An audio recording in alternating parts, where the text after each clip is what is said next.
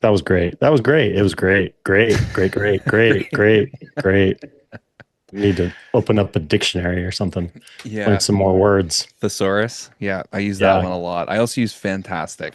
I Yeah. edit. I'm like Yeah. another fantastic. I know. I listen back to a lot of the stuff too. I'm always like, awesome. Awesome. Awesome. Awesome. And was it really awesome? Yeah. Oh, we like to have fun around here. Get up and brush off the dew on that turf today. Turf today. Turf today. Cut it and roll that dew on that turf today. Turf today. Turf today. Set up, they about to come through on that turf today. Turf today. Turf today. Get up. Turf today. Get up. Turf today. Let's get out the way. Here comes first play. Let's maintain that turf today. Ladies and gentlemen, welcome back.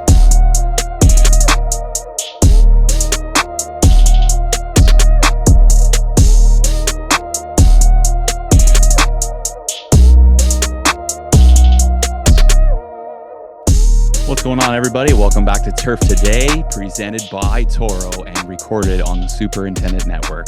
We have an awesome episode for you guys today. Mr. Derek Williams will be joining the show. Hello, everyone. I'm Adam Kershane, joined by my co-host, as always, Mr. Brian Laurent. And you know what?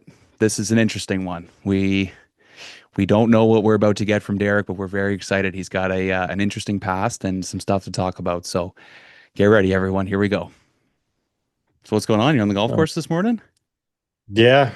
Yeah. It was nice. Got back out there and used the camera and the drone and all the stuff. So Nice. teach myself all over again. Yeah. Those first few mornings back Yeah. on, it's always fun. Up early this morning? Not too early. Earlier than I've had to get at things lately. So Yeah. It wasn't one of those ones where you had to beat the crew to the course and get all set up. no, it wasn't one of those 3 a.m. shoots or something. It was, yeah, just a nice leisurely 6:45 arrival. Nothing too crazy. How are the courses looking in your area? Wet, definitely wet, Wet, but yeah. no, not too bad. I mean, it's starting to come alive. I was pretty surprised. Some of the fine playing surfaces, tees, fairways, greens, they look pretty good. A lot of the outskirt areas though are still pretty dormant and still pretty tired. hmm So it Springtime takes. stuff. I hate the springtime is like my least favorite season up here. It's just still, again, wet, cold, nothing's leafed out yet, so it just looks depressing, Yeah, for lack of a better term. It definitely. just looks depressing out there. So, Definitely. But it's so, nice though. You but get that regeneration. There's some places where they don't get yeah, that, right? And it's the same stuff over and over again. So yeah, it is good to have that regrowth and, inspire you to go back outside and spend a whole bunch of money at Home Depot and all that kind of stuff, right? that's right. That's right. Turf Today is brought to you by the Toro Company and their complete lineup of irrigation solutions built for golf course superintendents. With systems like the Toro Link Central Control System, Toro gives you the ability to dial in water exactly where you need it, whether you're managing greens, fairways, or rough. From real-time monitoring to quick adjustments during changing weather, Lynx helps you stay ahead of the conditions and keeps surfaces consistent for golfers. At the end of the day, it's about healthier turf, smarter water use, and more control from your office or your phone. To learn more about Toro Irrigation Solutions, visit toro.com or talk with your local Toro distributor. Toro, count on it. I That love time it. is How you coming. holding up? Things are good. We have so much snow. It's like it's shitting snow outside right now. It's just wild. Is it again? Yeah, we're right in it. So I've been Oh working on, man. tee blocks and cups and inventory for accessories and just prepping everything to get ready to go out on the course whenever everything decides to melt. So just getting through it. Today I took the morning off because here in Canada we have a rush process to be able to get, or like a rush to the line, I guess, to get to your passport renewed. So they say Oh, you can sign in, but you got to sign in by like 7:30 in the morning to get a spot to be able to renew your passport. And then it's a good hour process to go through everything, get it all entered, At the end, you got to put your references in. So I had already asked a couple buddies, one of my cousins, to put a reference in, and they're all good with it. So I go to put my cousin in, and it says, "Yeah, you can check off all the boxes: friend, colleague, I don't know, whatever, teacher, mentor. Like there's all these different things you can check off. There's no cousin." So I'm like, "Oh, that's interesting." So I go into the list of things or people you can't use, right? And there's nothing about cousin. There's parents and siblings in law and all these different things you can't use, but cousin wasn't on there. So I figured, well, I guess in the eyes of the government, we're just friends. So I put Yeah. it through as friends and I sent him the screenshot and I was like, sorry, bud, like we're friends now. Like this is where we're at kind of thing. And he just writes back, he's like, ooh, friend zoned. I was like, yeah, well, I guess at this point now we can date though, so we're not cousins anymore. He's like, what a loophole. So That's we're great. having fun over here. That's awesome. Man, this sounds like a heck of a process. Yeah, yeah, they're trying to make sure everybody's legal. I mean, I've had the same information my whole life here, living here in Canada, so it should be a pretty simple process, but just got to go through it and they want your money too. You got to pay for it, right? Yeah, oh yeah. And away we Oh go. yeah. So Nothing's free. should be good for the next 10 years. Is that Hopefully. how long they're good for? Good. Yeah, it's funny. You can do a 5 year for a buck 20, or you can do a 10 year for a buck 60. So you're looking at it like, well, why would you Yeah. put yourself through this? Another Yeah. 5 years for another 40 bucks. Like, No, what are you yeah. doing? That's a no-brainer right So, there. yeah, it's a quick one. I think I need to renew mine here in the next year or two. Uh-oh, Yeah. coming up. There he is. Derek, how's it going? What's up, guys? Can you hear me?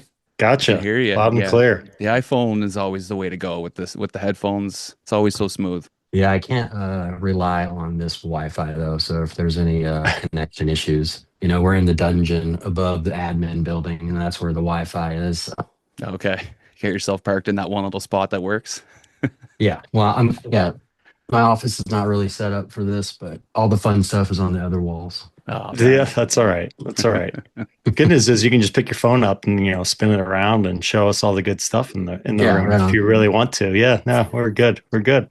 Awesome. Appreciate you taking the time to jump on here, Derek. Thanks for having me. Of course, we always like to just kind of start things off and let you take a moment to introduce yourself. So tell us who you are. Derek Williams. I'm the superintendent at Riverbend Club in Great Falls, Virginia. This is the start of my fourth season, about 3 months into the fourth season. I work for Luke Fisher, the director of agronomy, and man, I love this track. Fifth track I worked at, and it's some first private club. So different vibe, but I'm digging it. awesome. Well, we've chatted a bunch online and very fortunate to get you today to get to talk about you, your story and everything. So dig into it a little bit for us. Tell us, about your upbringing, what you got into, and then eventually how it led you into working at the golf course. Born in North Carolina. I lived in 5 states before I graduated high school. Bounced all over. Both parents were in the Marine Corps. Joined the military. First day of basic was 3 weeks after 9/11. 14, almost 15 years later, I took a medical retirement. 2012, was my 5th combat deployment. I did 4 to Iraq, the last one Afghanistan. I was wounded. So they basically gave me the option to reclassify to something else or take early medical retirement. I did that. Never was into golf growing up. I mean, the most I knew about golf was Tiger. I mean, I think the whole world did. Played everything but golf. And then when I got back to the States and after spending some time in the hospitals and surgeries, the guy that I actually was covering in a firefight that I was wounded in got me into the game of golf. And I just became obsessed. It was like a rehabilitative tool for me. And so like the last 3 years I was in the military, I was basically going surgery, recovery, play a little golf, surgery, recovery, play a little golf, and then finally hung it up. And my first gig when I retired was the closest 18-hole course down the street, and they were hiring for a second assistant. And I had never had a golf job at all. And there's a small 6-person crew, Capital City Golf Club in Olympia, Washington. Shout out to my first boss, taught me a lot, Don Firestone. 6-person crew, you're kind of forced to learn everything, tee to green. So I was basically doing everything but spraying, so that really helped me out. And then I bounced around without getting too personal. first few years separating my transition from the military to the civilian world. Also, I'd throw a divorce in there, family moving around, and so. But golf kind of kept me like grounded, if that makes sense. Even if everything on the outside was kind of jumbled at the time, golf helped me with my transition. With my mental health and keeping me outside, giving me something to do, and I just so happened to really enjoy it. And then so I bounced between a few courses. Like the first 5 years I was in the industry, I worked at three different courses in Washington: Chambers Bay, home course, and Capital City. After that, I moved. The relationship I was in at the time no longer ended up in Arizona, Longbow Golf Club in Mesa. And then 2023, I moved out here to be closer to my kids and found the job here at Riverbend. My kids live in DC. Well, one does. My oldest is a freshman at UConn this year. Oh, nice. Talk about the transition from the military into the civilian life, and some of the struggles, especially being wounded in action. Obviously, throwing an additional wrinkle in there, but just talk about some of the challenges of I guess reacclimating to civilian life.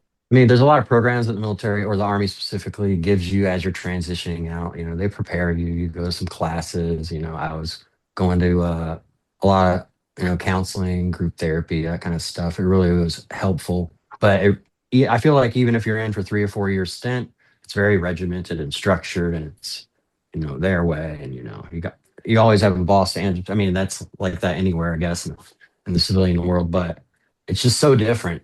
I mean, no matter what, however many years, it's different, and it's a transition. And then, my career, 14 years, 41 months of that were combat. So it was like a lot of just go, go, go, go, where you kind of have to slow yourself down.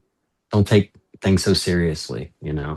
But also a lot of that mentality, I really think transfers over into this industry, like veterans working in golf. I know there's great programs out there, specifically like PJ Hope, our director of golf, Andrew Bond, is actually hosting that program at our club here in April. I think it's Nice. 6 or 8 weeks program, so I'm going to be a participant in that. That should be really cool. And I think it'll be a little bit helpful to like the guys that are attending it. They see that, hey, this might be a transition for you and for yourselves, because I just started golf to get outside and whack the ball, and it ended up being a job. So I don't have a traditional background. I dabbled in online degree, Penn State, and then transition with moving, and then I took assistant job.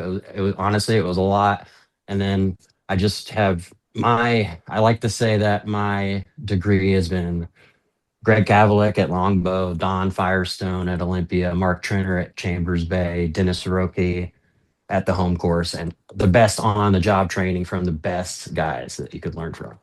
And I think you should always thank the people that got you where you are. I mean, because I don't have that traditional on paper what guys may necessarily be looking for, but I feel like a lot of like leadership and discipline, attention to detail, work outside mentality really transfers over military to this industry.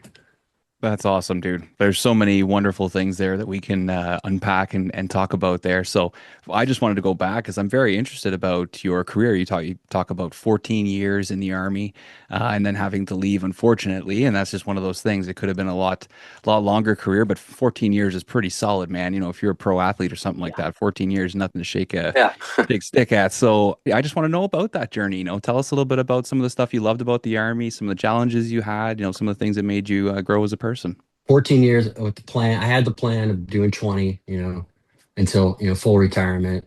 I retired as a sergeant first class, which is a E7. And it was 9 enlisted ranks. And my goal was to be a sergeant major, one day. I wanted to have like a battalion. That was like the goal. I think that's a lot of the goals for young leaders and junior leaders in the Army. They see, because a senior leader that they looked up to, that they want to be that guy someday. I was field artillery, so Shot big bullets downrange. The You got all the fun first, toys, Yeah, huh? you get the big yeah, ones. yeah. The first 7 years I was in the Army, I was in the 101st Airborne Division, and that's where I did the Iraq deployments. And then I was a drill instructor or drill sergeant for 2 years, Fort Sill, Oklahoma. And then that was my dwell time between all those deployments was the 16-hour drill sergeant days. And then I went to Second Infantry Division, which is Fort Lewis, Washington, or now Joint Base Lewis McChord, and that's where I was wounded and I transitioned, retired from the Army. And I mean, moving all around and all the leaders and all the just the friends and people I've met, it's the laundry list of what I learned from it. I couldn't. It's just ball it up into meeting people from all walks of life, from all over the world, literally, learning how to be a team collectively, get a goal. So many things. I know that my crew sometimes gets tired of me referencing some military things that transfers over, but when they see it, they see it. Like it's like, and turf, your mistakes are seen like that sometimes, or immediately, and your rewards are like 3 months of hard work, and you finally like right before member, you're like, oh yeah. But and that's like that in the military. Your mistakes can be seen immediately, but you have to work hard for a long period of time to achieve a certain goal. If that makes sense. Absolutely. And you mentioned it earlier too, just the transferable skills. Talk about dive deeper into some of those transferable skills. And the thing that you mentioned was being the drill instructor. So leading people, and then stepping into this role, and ultimately getting to where you are now. I've got to imagine that experience of leading teams has just done wonders for you in making it a little easier to step into this role of managing a crew. For sure. It's much different. There's a lot of rules, and you go through all those classes, HR classes in the military, but you don't like have you got to be, it's just, it's a lot of the shop banter is the same, and the camaraderie is very similar, but it's different. I think the transferable thing is you have to remember you're leading people, and it's not just you go mow greens, tell them why you're mowing it. Like, why are we doing it in this direction for different from this day? If it's a rookie, he has no idea. He's just me Mo. I don't like that. I like to. Hey, why do we rake the bunkers this way? Why are we spraying this chemical today? I mean, not just act like they're a pawn on to get your job done and treat them like people. That's a lot more relevant in this now, and that. But I also think the good leaders in the military, the good ones in the military, are the ones that did that. They just didn't treat them like a number in their squad. It's family. Another similar thing is all walks of life. People in the military, you can have a squad of 20 people or 10, 12 people, a platoon of 40 from everywhere. I mean, my crew, we have 23 full time. We just do full time. We have full time year round, which is really nice. And I mean, we got El Salvadorian, Bolivia, Mexico, US. I mean, right there, all walks of life. I mean, Yeah. different dialects, different this, everything. Everyone has a way of doing things, but ultimately we all have the same goal in mind, presenting the best conditions for the members. Yeah.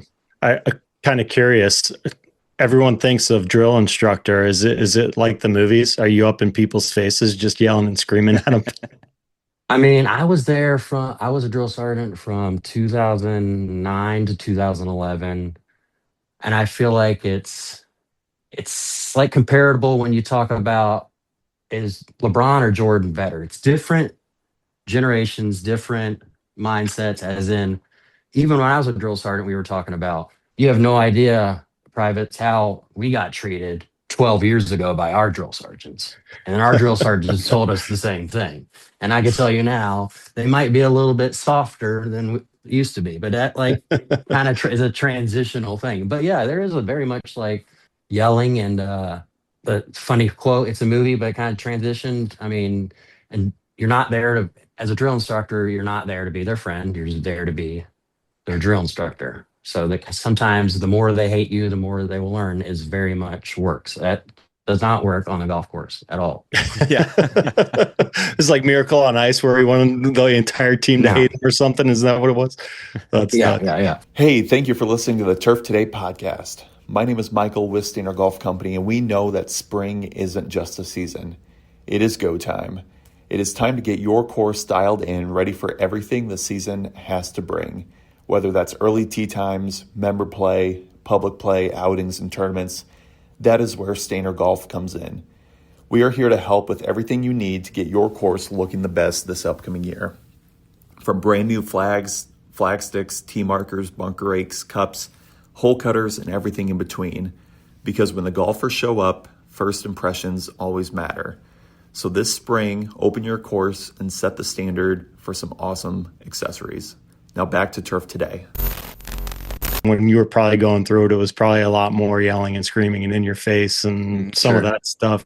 Do you think a lot of that is to build stress tolerance into For sure. Bring it, bring them down to bring them back up, in a positive way.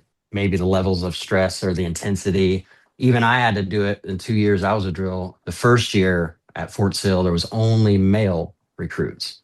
And then so the second year they transitioned, they brought females into Fort Sill. That's a whole different ball game. When you get 230 sold or recruits every 8 weeks, you graduate them on a Friday, you get a couple days off, and you pick up 230 more on Tuesday for 8 more weeks. And then this group, this next 230, of those 230, like 120 are women. You got to approach it differently. I mean, it's just the facts. Yeah. It's just the way it is. And I'm not talking about like the same level of standards. I'm not talking about altering standards at all, but just the way you talk to people. It becomes a person thing, the way you treat people. Yeah. And that's going to be 100%. different with all 230, 240 of those people anyways, too, right? I mean, For sure. Doesn't matter, male, female, whatever it is, everyone's going to respond differently to different things. And I mean, you've already kind of touched upon that with a crew of 20 some people. That's great experience for you to be able to understand how to motivate individuals within a larger group. So that's For sure. That's awesome experience. That is Yeah, big. but I think we have our cliques. I think it's natural, like everywhere. Yeah. It's like we have our squads. But that's just natural human instinct. That's going to happen anywhere you go. So you got to approach those groups, a little bit differently. Everyone gets the same talk in the morning meeting, but when you maybe talk to them individually, that's definitely when you talk to them as an individual. So you talked about working hard towards a success, and that is very, very common here in our industry, as you know. But back in the Army, I'd love to hear one of your favorite stories about, you and your team going through something where you had to work a long time and very hard to get somewhere, get something done. Every patrol or mission that you go on and everyone comes back safe is a really good one. You feel like you accomplished something. When I was in, believe it or not many of us, at least when I was serving, and I'm just speaking for myself, but I think a lot of us were like-minded. We weren't concerned about left, right, what was going on. We had a war and we were just following orders of where our commander and their commander and their commander and their commander told us to do and execute. So it's tough. I feel like it's all, again, comprised into one just big positive experience of just meeting all the people, the small talk, the learning about their families and their kids. And I feel like the happiest memories are just the relationships that were built. A lot of the really funny ones in the military cannot be shared. No. It's the same on the golf course, though, fair too. enough. The funny stuff Sure. on the golf course usually can't be shared either. No, absolutely. For sure. So- I've seen. I think everyone has their wall of shame, broken equipment. Oh, yeah.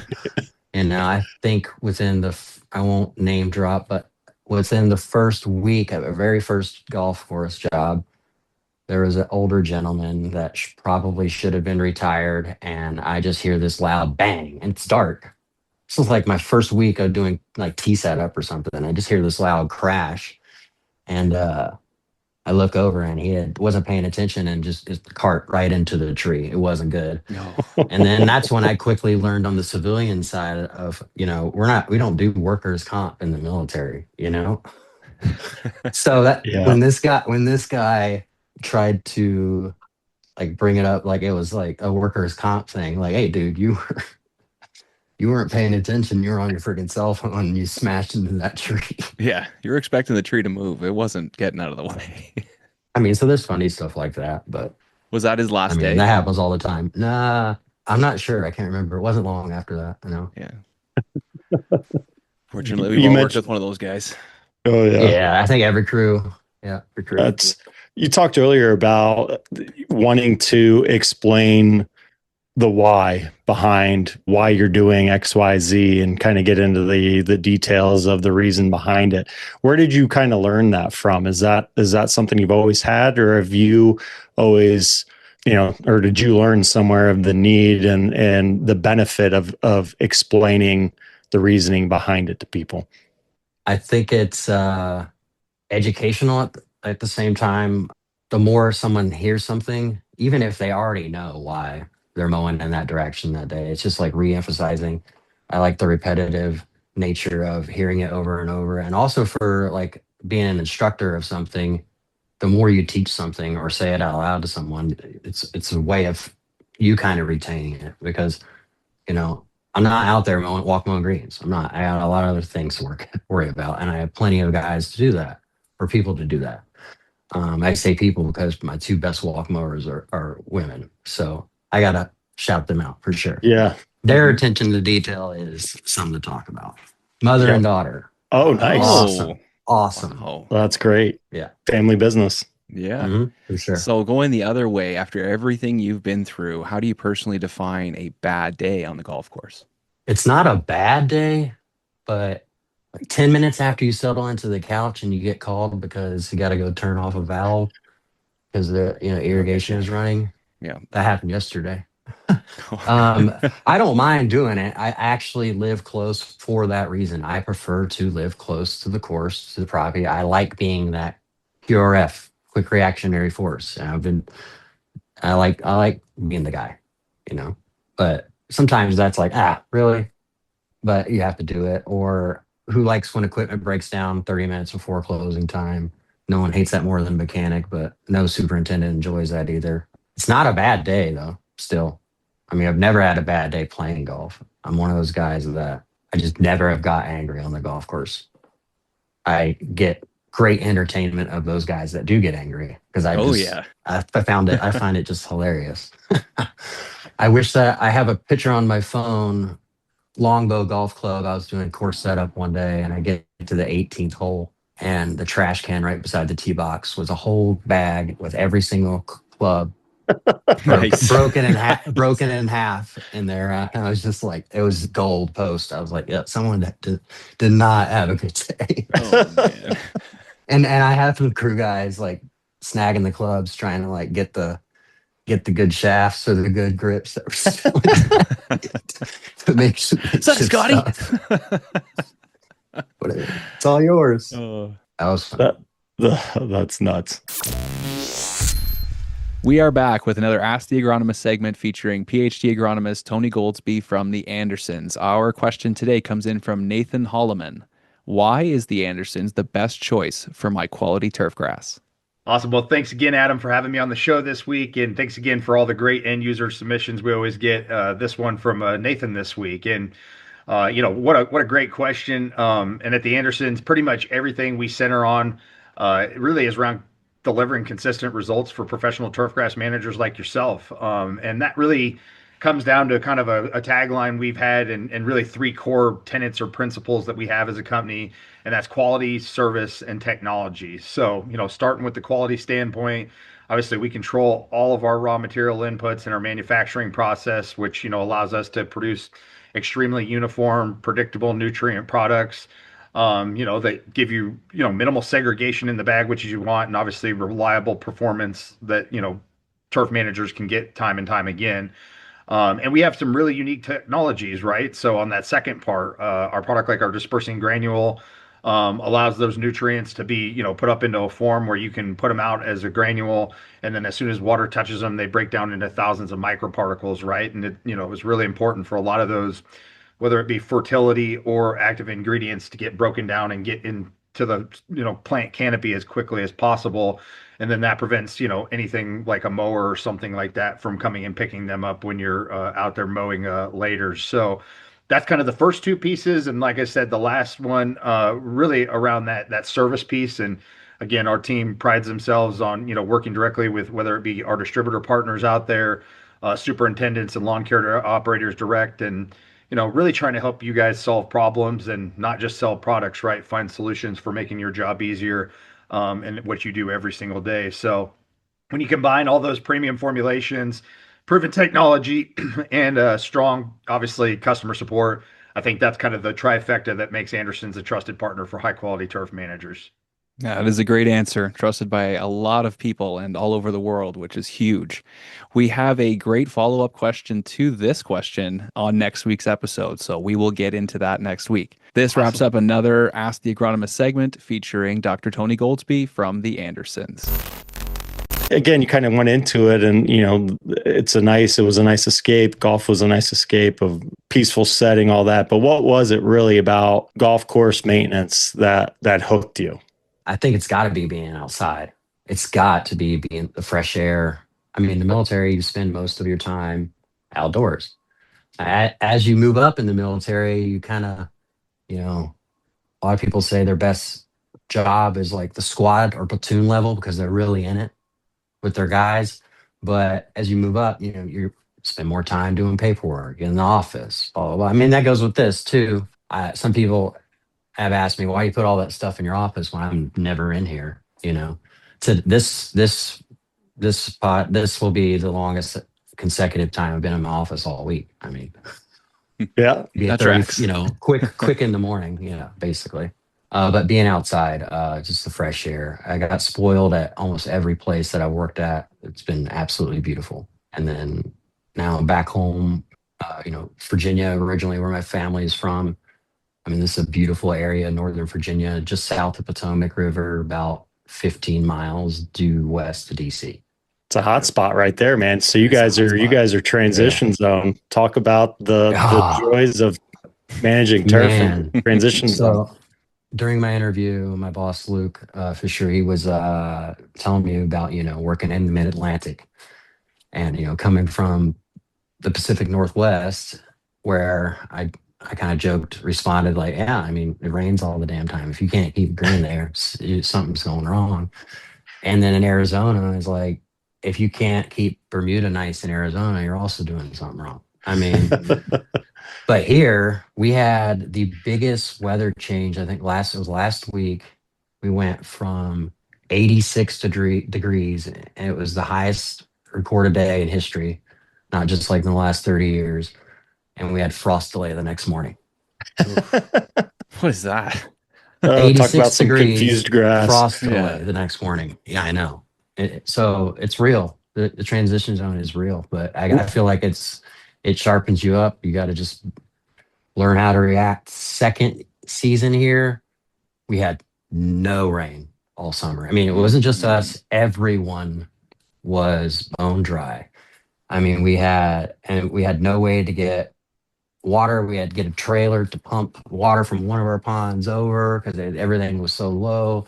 I mean, you get scary because I mean, it's like that's it's kind of like you're a chef. You present a meal, someone if you got enough bad reviews, you're gonna lose your gig. You know what I mean? And it's my job to present a good product. And that summer was a little bit scary for sure, but it all bounced back.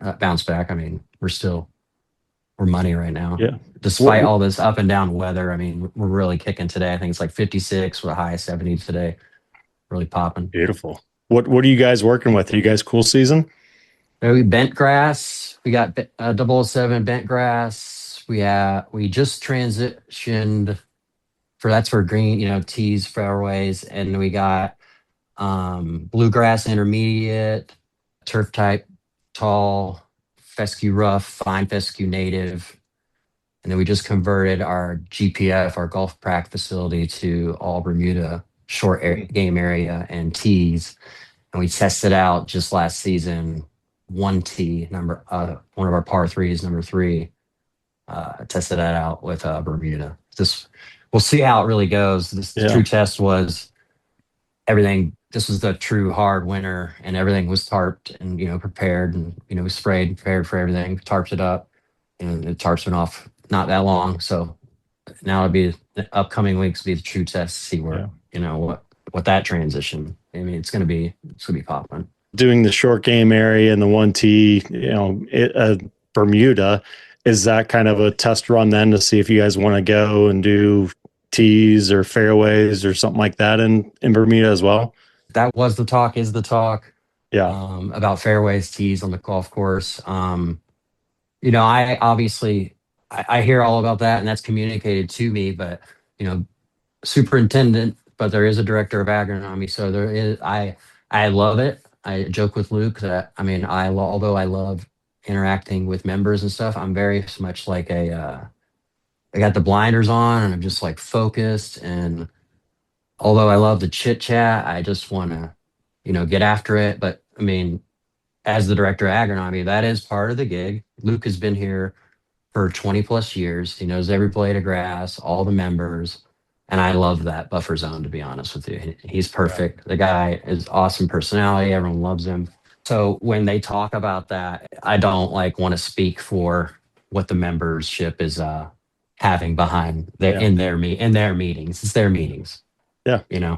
They'll tell you if they want to transition to something, they'll let you know. And we'll do it. Yeah. And I'm not going to have my opinion on that. That's kind of like to be honest, like it's the military. I just follow the orders from the top, chain of command. They want to go to Bermuda, we'll go to Bermuda, and we'll prepare and get it ready and take care of it the best we can. I remember very specifically that Luke, because Luke is we're the same age, and which I really like. But in my interview, he specifically said that don't feel, always bring stuff up, blah, blah, blah. Because he acknowledged I don't have the turf experience nearly as him. Not even, I don't sniff at that. But my leadership and past experience, he acknowledged that. And he was receptive of, hey, I could learn from that too. So don't be afraid to talk about that stuff. So absolutely, we crosstalk. But for the most part, it's a well-oiled machine here. And I haven't changed anything. I've just kind of regimented some things, organization, implemented like the task tracker board, a bunch of stuff like that, because I can't, it's just my brain. I can't not have a plan on paper, talk about it, or I can't not execute without doing all that. I need to talk about it. I need to have a plan before I just go. Although I understand in this industry, that's very much how you have a plan. It's going to be money. And an hour into that plan, one thing happens, everything's blown up. And you got to audible like 7 different things, And also, again, learn that in the military. So another thing that kind of transfers over. So Derek, I wanted to ask you, we have a lot of people that listen to the show who are younger or going through school, have the same kind of dream as you, as becoming superintendent.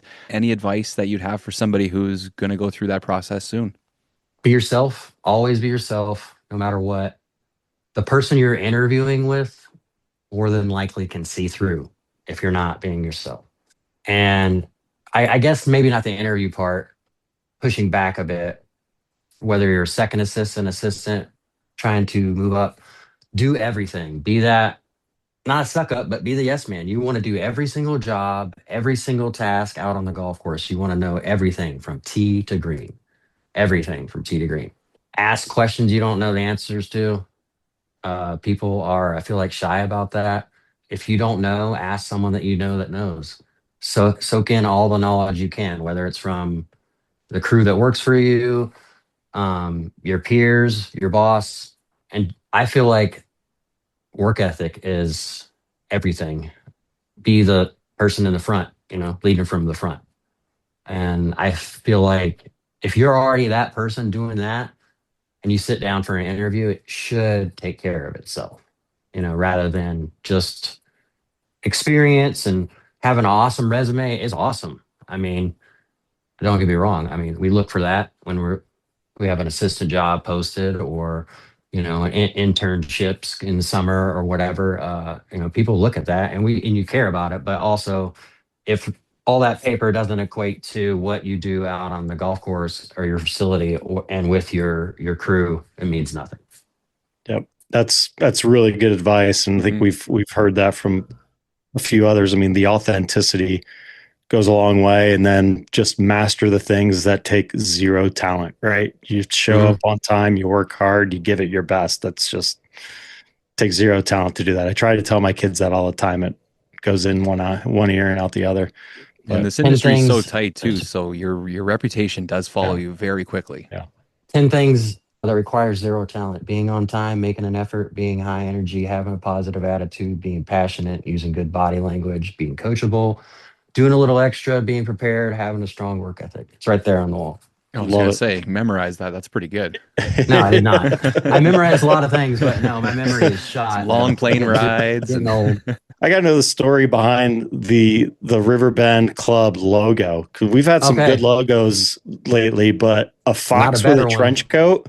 I was wondering if you were going to bring that up, Brian. Yeah, I've got to. I love logos.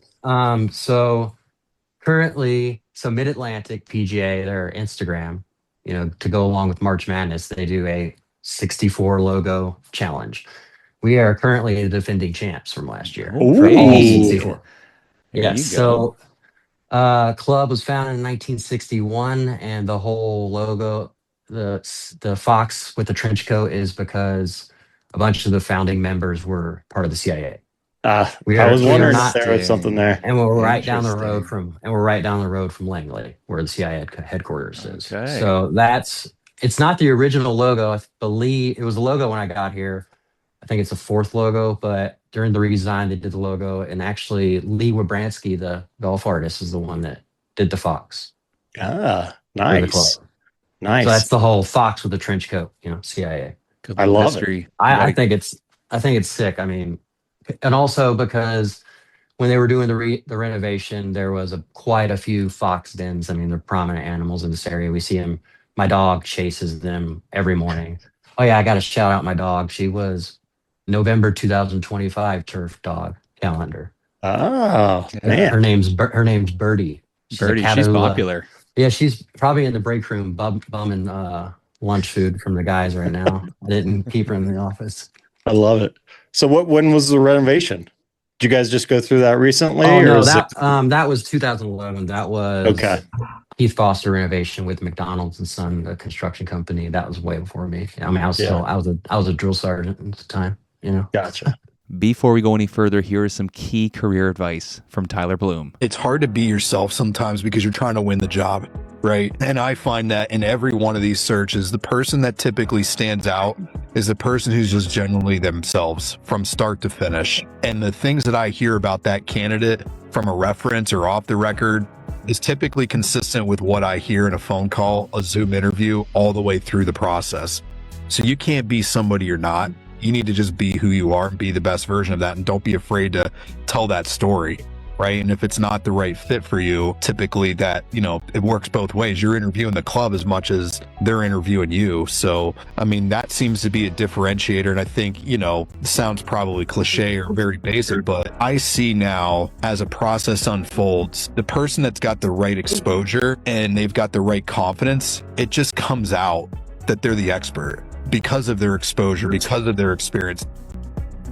If you want to learn more or reach out to work with Tyler Bloom and his amazing team, go to bloomgolfpartners.com. The place looks sick, man. Talk about some of just the general challenges that you guys face, aside from obviously the craziness of the Mid-Atlantic. I mean, I think that would be the challenges. I mean, other than that, we have everything pretty dialed in. We're doing a lot.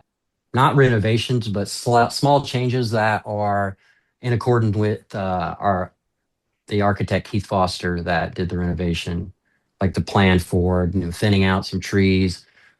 We did a walkthrough not that long back, and he kind of emphasized if you're standing in the middle of the property, like the beauty or the money shot of a course is that outer perimeter. That's what really brings the property in. But when you have these tall pines or you know silver maples in between fairways that are kind of like cutting off views, when the beauty of the course is the whole property, it kind of as one, because Yeah. the elevation change doesn't, and the undulations, the pictures don't really do it justice. I mean, some of them you really have to club up or club down, like say 18-1 or whatever. But there's some long holes for sure. I think it's absolutely beautiful track. I fell in love with it. I actually had two other interviews the same day as Riverbend, and I just happened to come to this one first, and I got hired on the spot. And um, the other one was I had an assistant interview lined up for congressional and one at Army Navy Country Club. But the job listing here was assistant superintendent.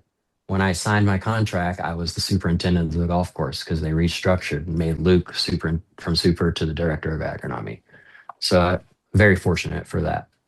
Wow. Did you just not go to the next two interviews then? I did not. I contacted No. them. Yeah. Nice. Okay. That's good. I That's good. contacted them, but I'm like, yeah. But it all worked out. I mean, I'm glad I'm where I'm at. Yeah. For sure. Yeah. And you said you're all full-time staff. I mean, is there a big benefit for you guys there in having the same people and not having to train, new people every summer that are coming in and out for those, seasonal employees? I mean, absolutely. I have a few on the crew that have been over 20 years, and yeah, they know what's going on. But they also can get complacent, so I have to watch out. And I kind of have to be like, hey, I know but tighten it up a bit or whatever. But no, for the most part, everyone they know their job. Yeah. Very well, very, very well. The crew is well-rounded. We stay busy during the winter, despite it being frozen. I think we're doing the similar things, that anyone else is doing during the winter, and trees, construction, sod projects, all the inside jobs. I think everyone's doing the same stuff almost. Yeah. You brought up a really good point there, the complacency, and you do see that from time to time, and especially, in the heat of the summer, it's just might get some people just mailing it in. How do you combat that mindset or that complacency with folks? When I try to pitch it to whether it's whatever the case is, I try to pitch. There's always a better way, and it's not my way, but I'm against kind of the vibe of, well, that's how we've always done it. Well, how long ago did you start doing that? Like 12 years ago? You don't think that like someone might have come up with a better way to do it in the last like 12 years somewhere? I've worked at quite a few properties, and I have to bring them up. It'd be terrible if I didn't. In that little stint of 5 years, I did 2 years almost 2 years, just shy of golf course construction, with Ridgetop Golf. So was a part of like rebuilding golf courses in Oregon, Washington, Idaho. It was really awesome. It was over 10 properties, I think I got to work on construction jobs. Some being like anything from like fixing a T-Mox or remodeling their bunkers, or even a complete 18-hole tee to green remodel where you're there and going to that course. That was Sandpoint Country Club in Seattle. Shout out to Marcus, superintendent there. But I mean, learned so much from Kip and Casey and Josh and Jaron. It was a super small crew, like 5 people. But let me tell you, you see what those guys can do with an excavator. And all that. I learned so much, and it was so much fun.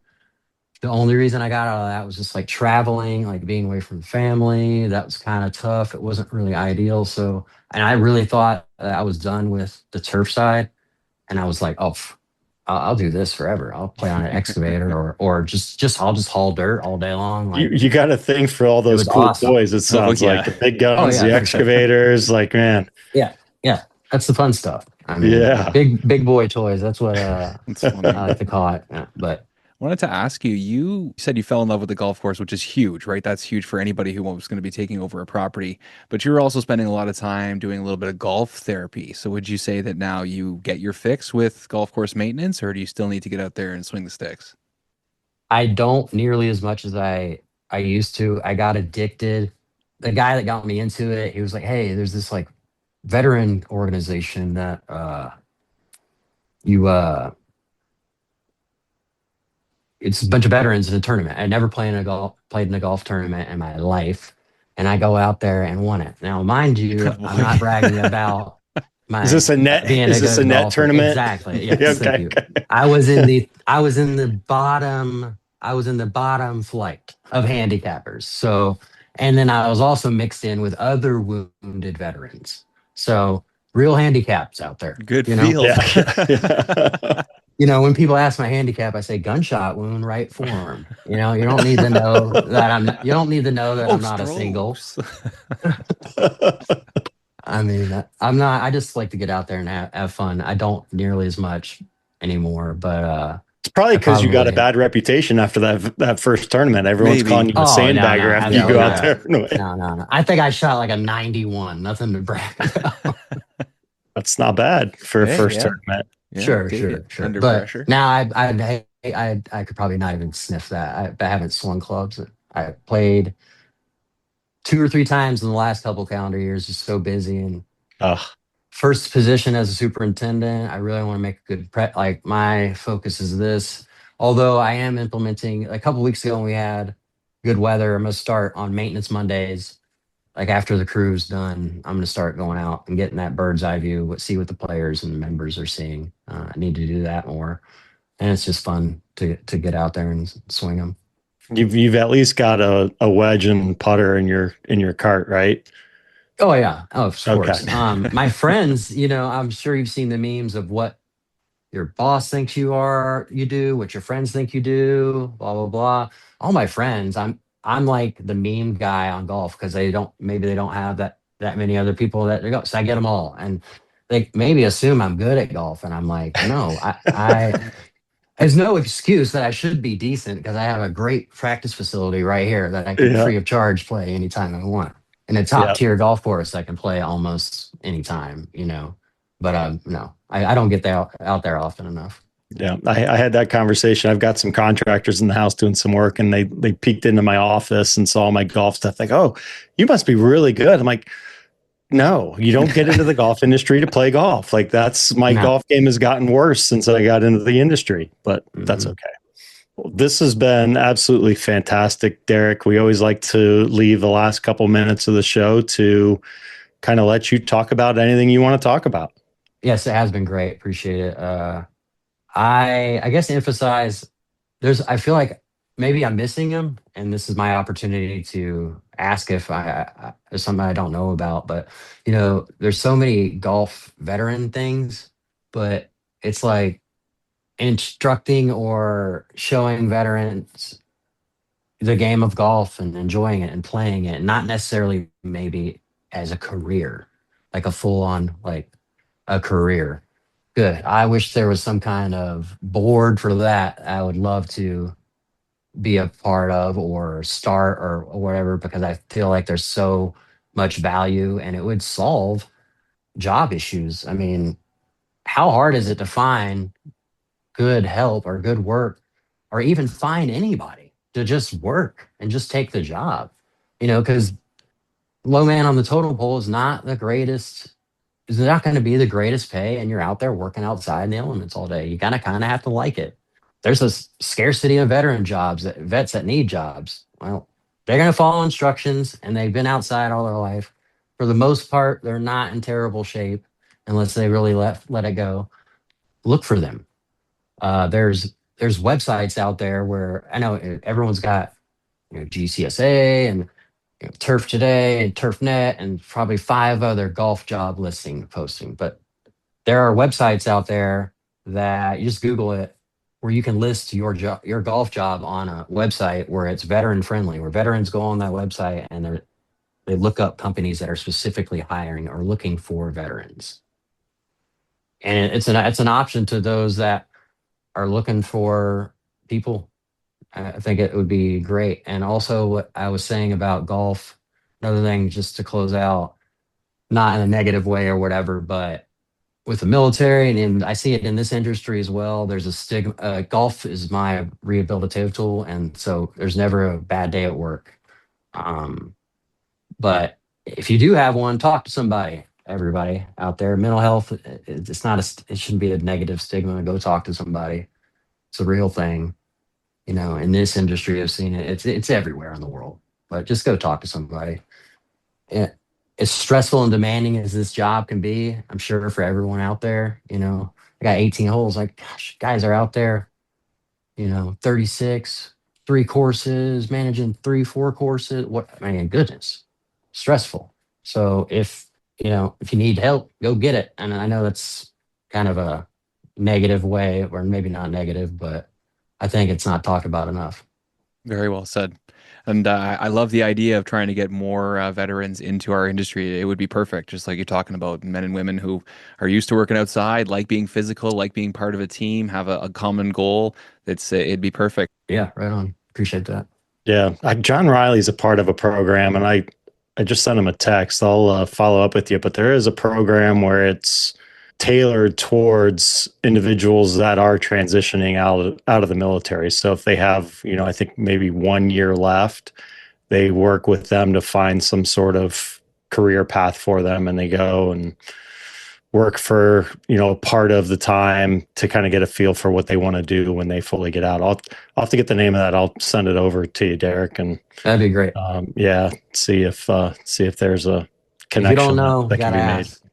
I've done the research, and I never came across that myself. So yeah, there's whatever. I can't remember what it's called, but a phenomenal program. Obviously, I mean, it's a no-brainer to give people, open their eyes to other opportunities that are out there. And if it's like a part-time thing where they're working for you for 6 months and they love it, then all of a sudden you got another intern or something or an apprentice basically that can come in and you can teach the trade to. So I think a first awesome. screen, like a first screen for grown adults. Yeah, exactly. Right. Exactly. Hey, you might be, maybe you're interested, maybe you're not.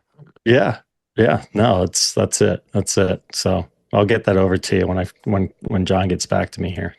Cool. This has been awesome, brother. And thank you so much for all of your time today. All right, cool. Appreciate it. And I appreciate you guys, like this platform and whatever. We need it.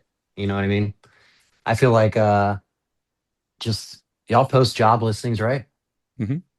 There you go. See, there's another platform. Like, our industry is small, but it's big. But we also all have to be like helping one another out. So we're like all one giant turf crew.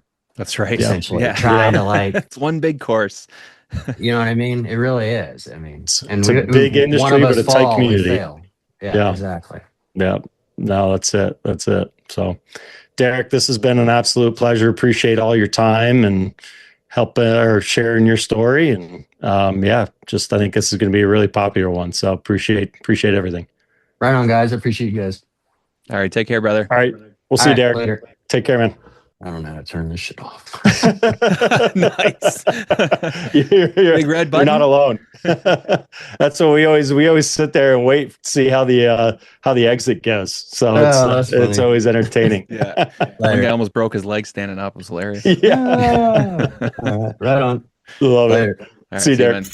Yeah, that's Love a hearing unique stories story, like right? that. Yeah, to hear about combat vet in the industry. We didn't get to ask him about the Purple Heart. I had that one circled on my notes. Oh yeah, never got to that, so I'll have to figure out that story. But maybe that's not something he talks about all the time. I don't know.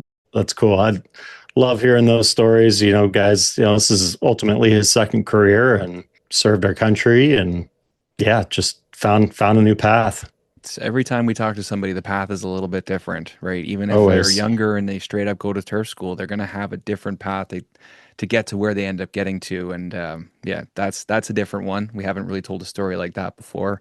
You know, we did have Mr. Bacon on, who's had a bunch of military experience and stuff like that. But to have a guy who served in combat for 14 years and have to leave and It's crazy. figure out what are you going to do. You know, I remember struggling with leaving pro hockey and trying to figure out what I was going to do with my life. And I was very fortunate to find the turf industry, but leaving something like that. And he talked about the years of going through rehab and trying to figure out what he was going to do with his life. And he just kept returning to the golf course. And it's like, maybe I just come here every day and work.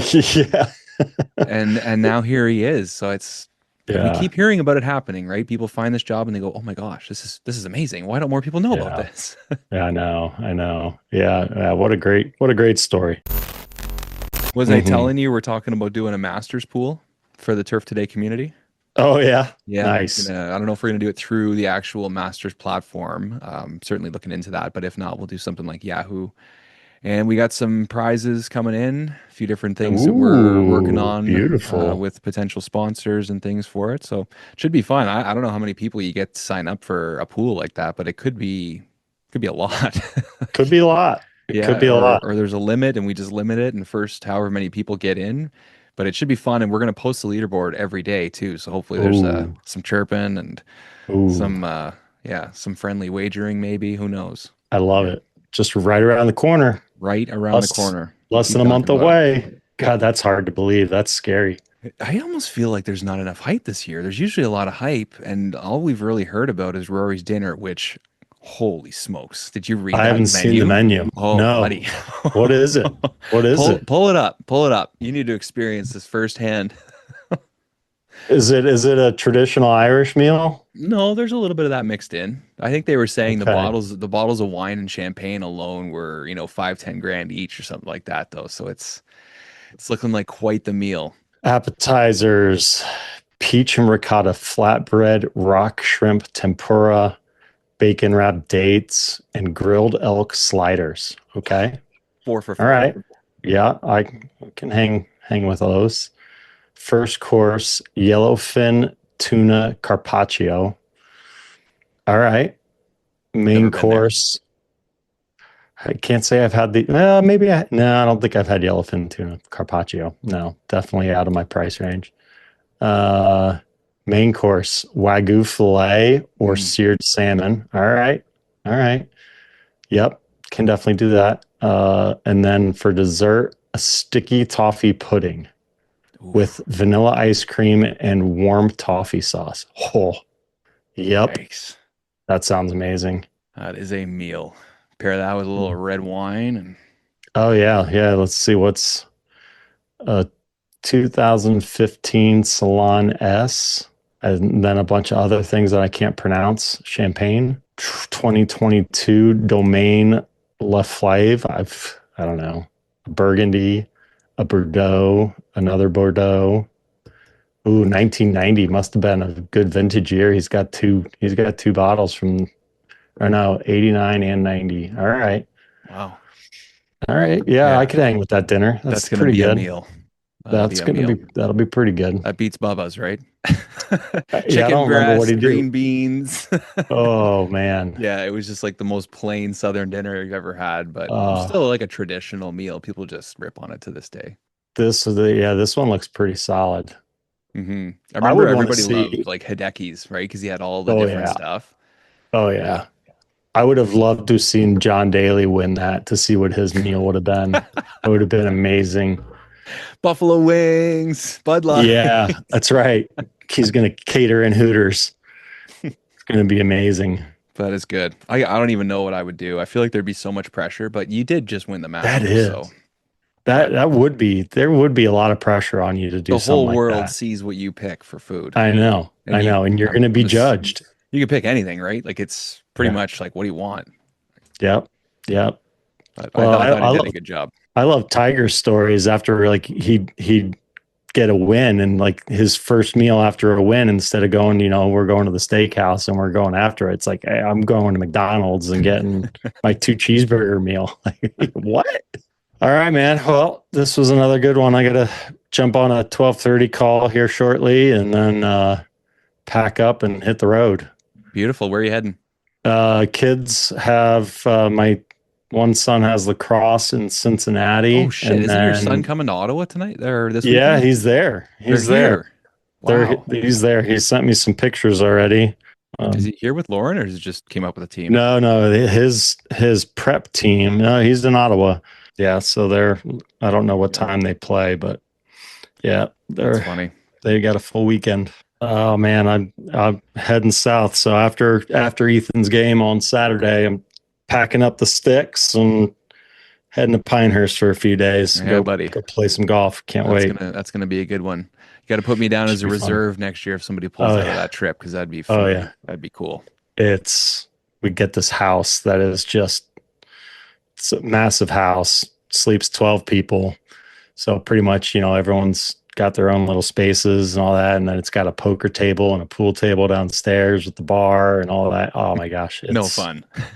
zero fun. So I've been making sure to train the liver in preparation for this trip. Yeah. Good. Yeah. Nice. I'm in playing shape right now. That's for sure. Not a boy. That's exciting. Yeah. That's exciting. Yeah. Well, come back with more money than you left. That's the plan, right? That's the goal. That's the goal. I got the chains for the prizes this year. We're ready. All right, buddy. Well, have a good weekend. Man. Good job you today. too. Yeah, we'll see you. Okay, take care. To Derek Williams, thank you so much for all of your time, brother. That was an awesome episode. All of our sponsors, thank you for all of your support. We cannot do it without you and the listeners. Obviously, we can't do it without the listeners. We appreciate all of the support and all of the love that has come in from everybody out there. It's great to hear all of your advice, and it's great to hear all the things you have to say about the show. It keeps us going, that's for sure. Keep those real sharp. We'll see you all next week. I swore I'd block your number for good,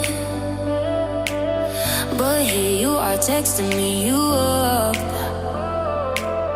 I know exactly where this is, on your side of the bed at 3 a.m.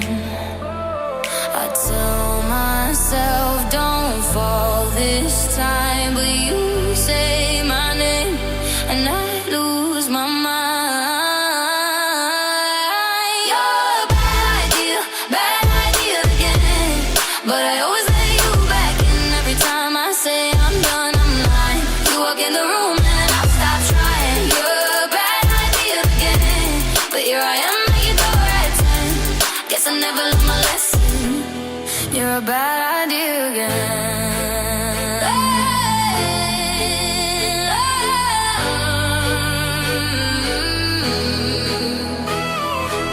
Your friends all think I'm over this phase.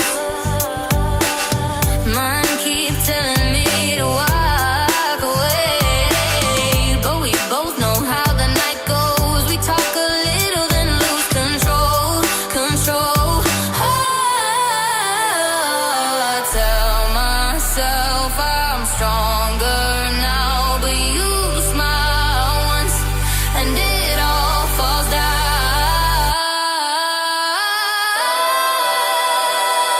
You're a bad idea again, but I always let you back in every time I say I'm done, I'm lying. You walk in the room and I start trying. You're a bad idea again, and here I am at your door at 10.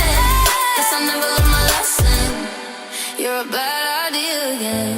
Maybe one day I'll actually quit, but tonight I'm not over it. You say come closer and I give in. Yeah, here